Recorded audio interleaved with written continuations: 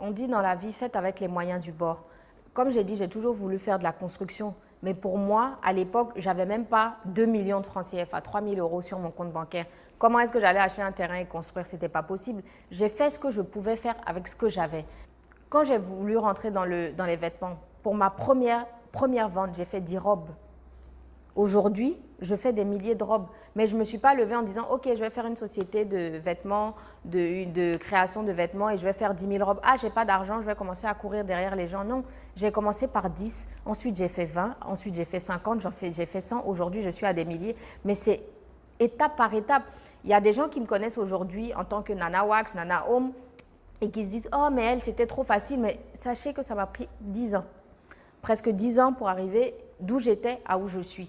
Et j'ai franchi les étapes et tout mon business est clair.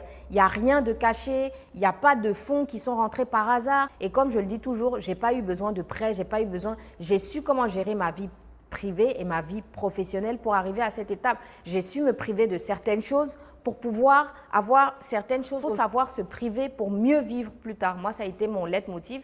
Et donc, tout ce que je gagnais avec Nana Wax, directement, je réinvestissais parce que je savais que l'entreprise tournait. Donc, dès que je gagne 100 francs, je réinvestis 99 francs. S'il me faut 1 franc pour vivre, je prends les 1 franc pour vivre, alors que j'aurais pu prendre 50 francs pour faire la moula et ensuite faire autre chose avec l'argent. Mais j'ai décidé d'investir tout mon argent pendant plusieurs années et c'est au bout de 6-7 ans d'investissement que j'ai dit « Ok, maintenant, j'ai assez d'économies. » J'ai assez de moyens pour pouvoir faire autre chose et que j'ai commencé à faire autre chose. Ce n'est pas venu dans un claquement de doigts comme les gens pensent que « Ah, non, mais c'est trop facile. Ah, direct en 1 an, elle a fait une maison. » Mais vous ne savez pas, en 1 an, ce n'est pas en 1 an que j'ai fait la maison. J'ai cotisé pendant des années avant de pouvoir construire une maison en 1 an. C'est ça qui s'est passé.